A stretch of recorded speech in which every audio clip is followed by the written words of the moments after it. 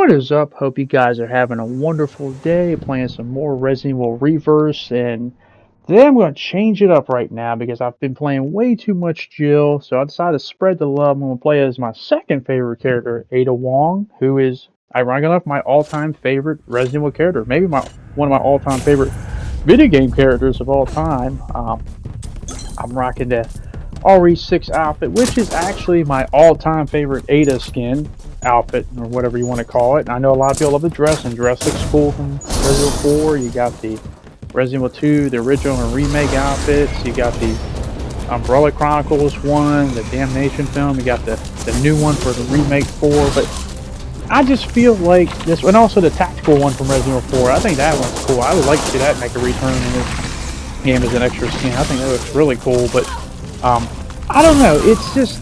It's the RE6 one is my favorite. I don't know what it is, but I just feel like, I don't know, leather gloves, leather pants, in heels with a red blouse. It just speaks to Ada's character. You know, it just speaks to, like, and you can argue to dress those too, but either way, it's going to kick ass and slay no matter what she wears. I mean, she is Ada. She is the bitch in a red dress, or whatever you want to call her nowadays. But let's talk about what she does in this game. And by the way, I got a long-ass life with this guy. I mean, he is my favorite infected creature. Jack Baker a close second, but it's just the speed, being able to get after somebody, you can attack while running, and just easy fatalities. It's just, he has it all. He has it all. He's definitely epic. Now that's by accident, I almost never pick up 2 canisters. I always get one, because at least I know both of them are never going to hurt me. But why would you want to play Ada? Obviously, what makes her so good? Obviously, it's just that crossbow. It's that ability to just point blank turn on somebody and just take them down instantly. Ada's the best at doing that. She's the highest skilled character in the game. But once again, the trade-off is you got to hit your shots. And I feel like so many times I don't hit the shot. I hit the shots I shouldn't hit, but then I miss the shots I should make for some reason.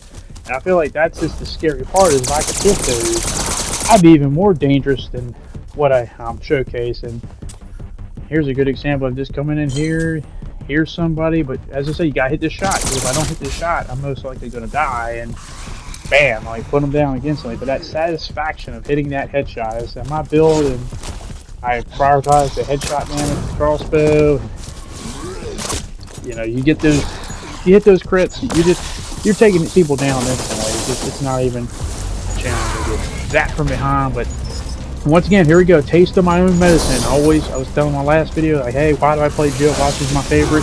The mind's getting that control, that protection feeling, and you see why. But unfortunately, she doesn't follow through the whole way. She gets me both minds, and I don't know why she didn't just follow up, do some damage, but she just lets me wind up, get her here, and doesn't have enough time to put another mine. She's already put them down and get that revenge. And let's keep getting the revenge, because I want to keep the streak going. But yeah, Ada with those arrows is just deadly. And when you play a really good Ada, and I've played against a few, there's just nothing you can do. Like, the only thing you can do is hopefully you are Ada and you're playing just as well. Because if you're not, you're in some trouble. Because she can just put people down, just bam. And she's a silent assassin, a silent killer.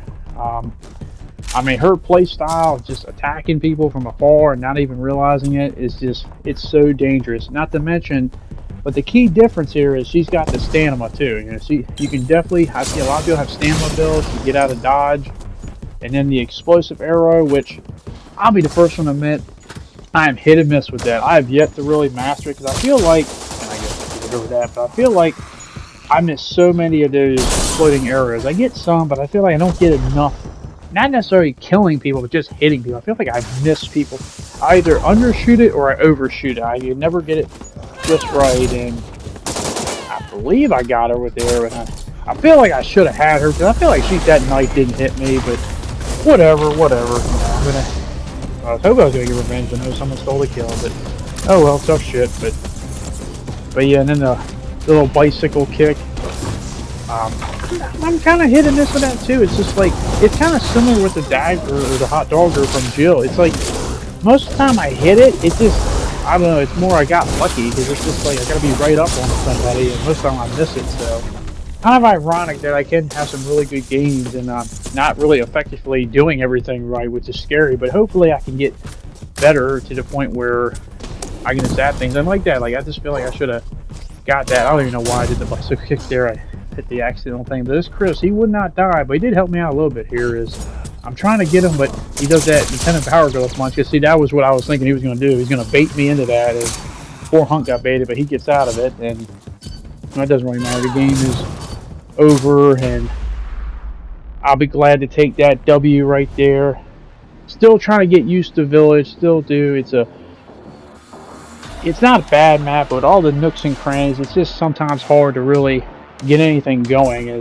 Even though I won that game, I didn't feel like I did too much crazy stuff. But this next game, it actually frustrated me, but not for the reasons you think.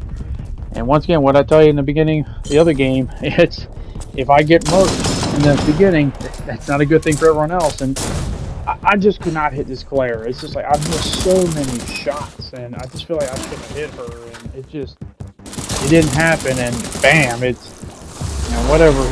But and that's the frustrating part I had in this game. Is I had a great game. I had a chance to have maybe an all-time game, but it's just I missed so many things. I feel like I missed the gimmies, but I hit the really tough ones. It's just, if that makes any sense, I just feel like I had so many opportunities to really just, I could have had another 500-point game for goodness sakes, and it just, it's frustrating because you just feel like, man, I missed so many things, and I don't know if it's just bad aim or just connection, whatnot, but it is what it is. I had a great game regardless, but just it's frustrating because you see yourself and what it could have been. It could have been a lot greater than what it even was now. But I got a question for you guys. If you're playing against a really good Ada, one that can hit your shots, how do you counter that?